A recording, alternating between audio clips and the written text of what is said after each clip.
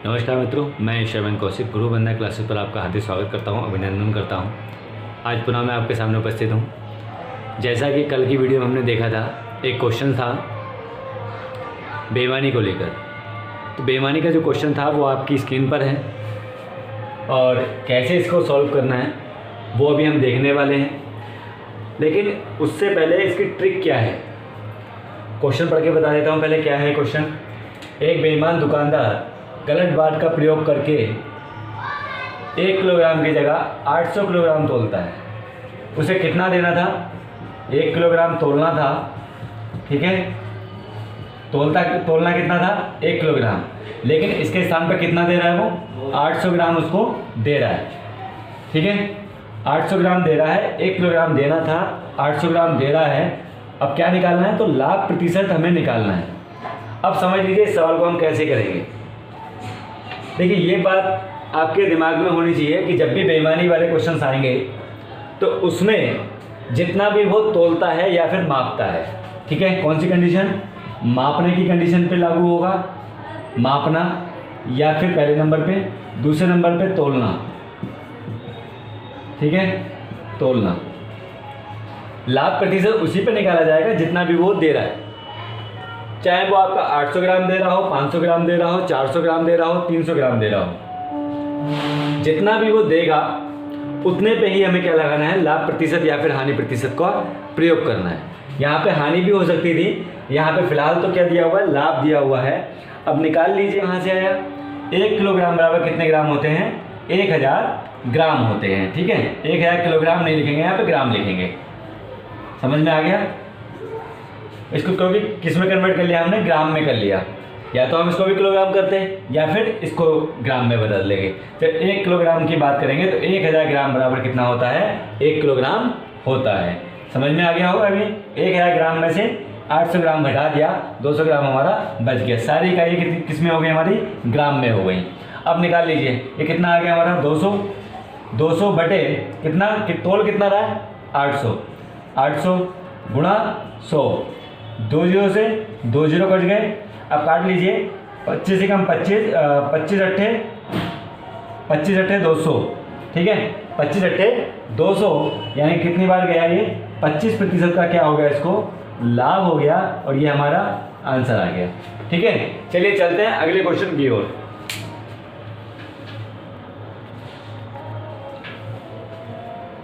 किसी वस्तु का अंकित मूल्य 800 रुपये है। यदि उसे 720 रुपये में बेचा गया तो बट्टे की दर ज्ञात कीजिए, ये हमें निकालना है। अब समझ लीजिए यहाँ पे क्या दिया हुआ है? इसका अंकित मूल्य दिया हुआ है, अंकित मूल्य, ठीक है। अब बेच कितने का रहा है, यानी कि विक्रय मूल्य क्या दिया हुआ है इसका? विक्रय मूल्य दिया हुआ है 720 रुपये, अंकित मूल्य 800 रुपये। दोनों का क्या ले लेंगे हम? डिफरेंस ले लेंगे। डिफरेंस कितना आ गया इसका? 80, ठीक है। 720 में से 800 रुपये में से 720 को घटाएंगे तो 80 रुपये का डिफरेंस आ जाएगा। ये तो पता है आपको। अब निकाल लीजिए, इस पर भी कुछ सिंपल हो गया। अब इसको कैसे निकाल सकते हैं हम? सीधा सीधा निकाल लीजिए। ये आ गया आपका 80 डिवाइड बाई 800 इंटू 100। परसेंटेज निकालनी होती है तो हमें क्या लगाना होता है? 100। ये हम आपको बता चुके हैं। ये आ गया 80 का आ गया ये आपका 80 लाइन 800, ठीक है। 1 जीरो से 1 जीरो कट गया, बराबर कितना आ गया? 10% का आंसर आ गया, ठीक है। यानी कि जो बट्टे की दर है वो कितनी आ गई निकल के? आपकी 10% आ गई, ठीक है। तो बट्टे की जो दर है वो कितनी आ गई बच्चों? 10% आ गई। चलते हैं अगले क्वेश्चन की ओर। अगला क्वेश्चन आपके सामने है। एक व्यक्ति 19,800 रुपये प्रति मशीन की दर से, ठीक है, दो मशीनों को बेचता है। यहाँ पे लिख लेंगे मशीन की दर, मशीन की दर 19,800 रुपये। 19,800 रुपये 2 मशीनों को बेच रहा है वो इतने रुपए में, ठीक है। अब क्या निकालना? पहली मशीन को बेचने पर उसे 10% का लाभ होता है। यानी कि अगर वो पहली मशीन बेच रहा है, पहली मशीन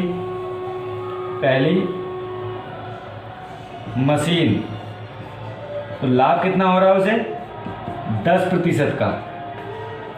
ठीक है, जब दूसरी मशीन उसने बेची, दूसरी मशीन बेचता है तो 10% की क्या हो जाती है उसको हानि।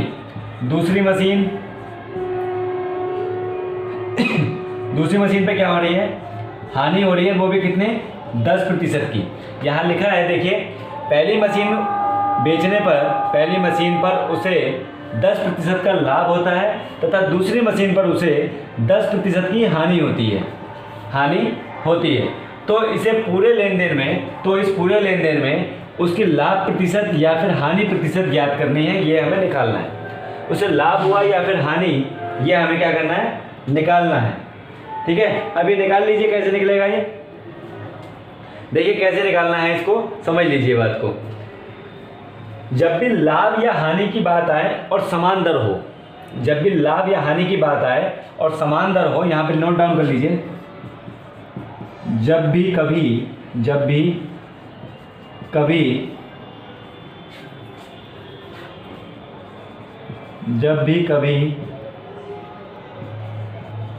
लाभ या हानि की बात आए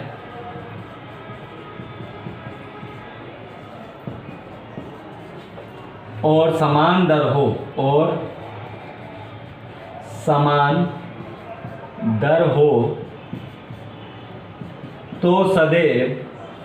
तो सदैव हानि ही होती है।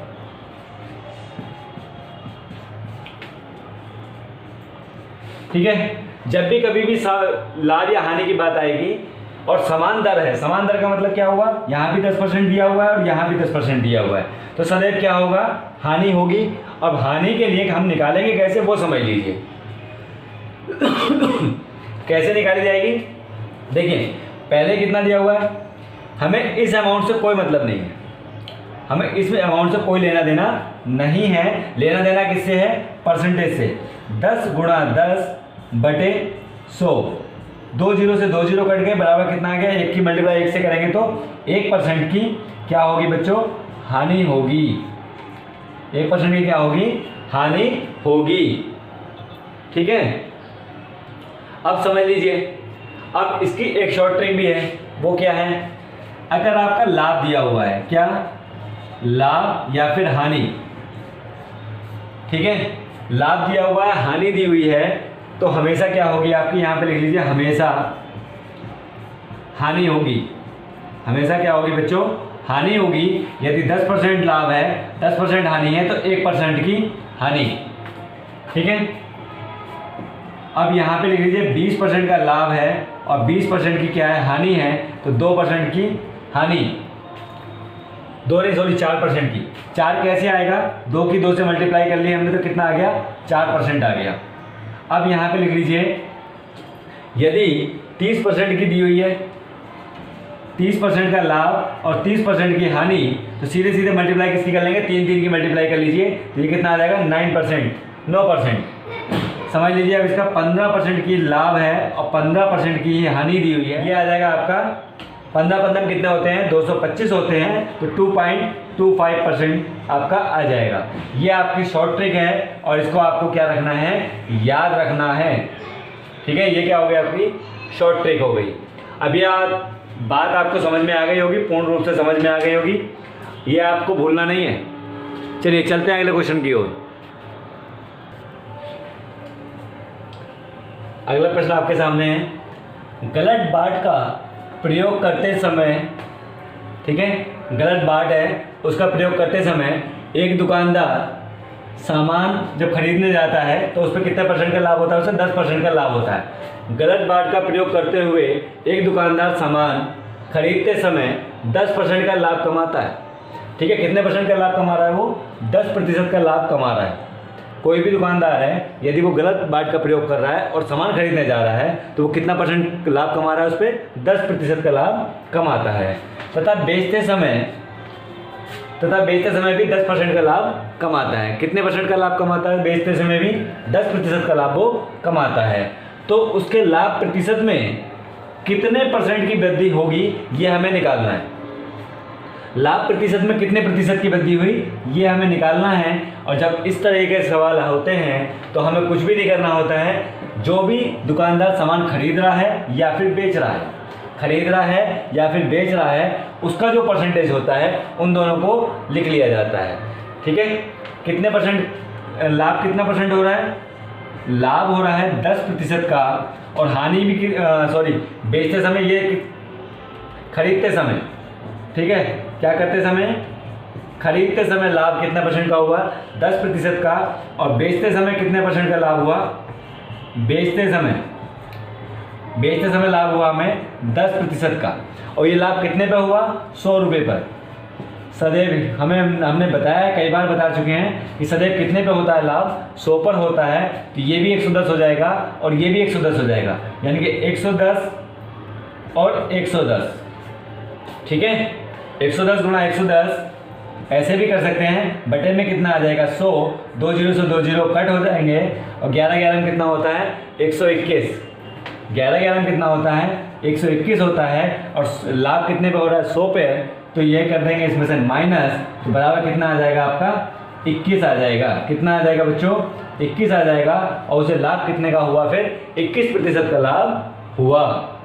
क्लियर हो गया, समझ में आ गया इतनी बात। भाई 110 का लाभ इस पे हुआ, 110 का लाभ इस पे हुआ। 110 को 110 गुणा कितना कर, बटे में कितना कर दिया हमने 100। अब 100 को निकाल लिया हमने, दोनों जीरो से जीरो काट दिए, 11 में 121 होता है। 121 में से सदैव कितना आता है हमारा 100 का हमने परसेंटेज निकाल दिया, और निकालने के बाद कितना बचा बच्चों, 21% का उसको लाभ हो गया। तो चलिए चलते हैं अगले क्वेश्चन की ओर।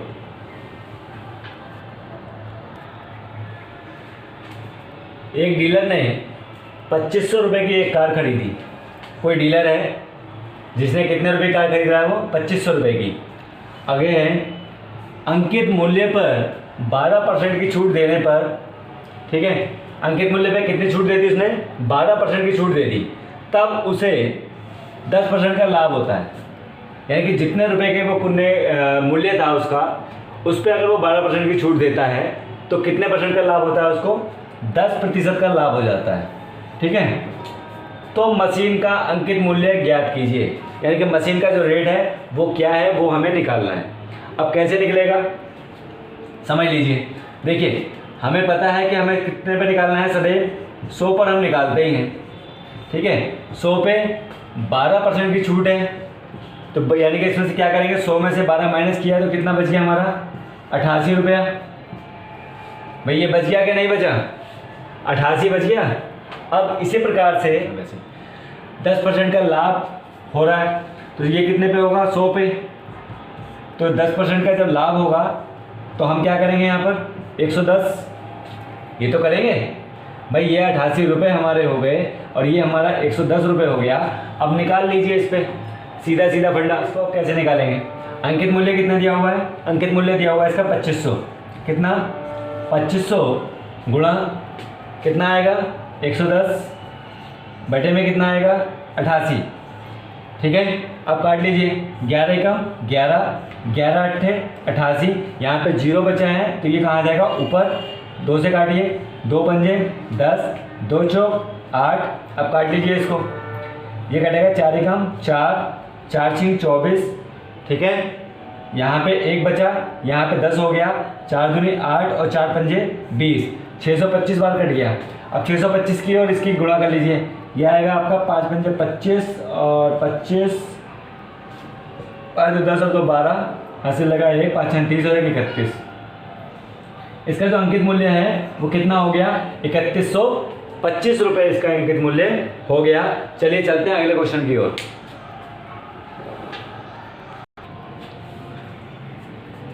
किसी वस्तु पर 10%, 20% तथा 25%, 10, 20 और 25% की क्रमिक छूट दी जाती है, तो वस्तु की कीमत कितनी कम हो जाएगी ये हमें निकालना है। यानी कि क्या कह रहा है ये समझ लीजिए, कोई वस्तु है जिस पर 10% की छूट, 20% की छूट और 25% की छूट दी जा रही है, यानी कि 3 प्रकार की उसमें छूटें दी जा रही हैं, तो वस्तु का जो रेट है वो कितना कम होने वाला है ये आपको बताना है। अब समझ लीजिए निकालेंगे कैसे, 10% की बात कर रहा है तो सीधे सीधे यहाँ 10%, 10 गुणा 100/100, 100 से 100 कट गया, कितना बचा हमारा 10% आ गया हमारा आंसर निकल के।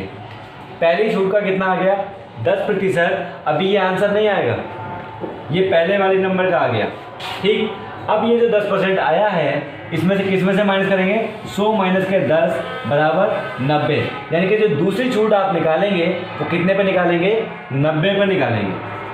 ठीक है, 90 गुणा 100/100 करेंगे या 20/100 करेंगे, 20/100।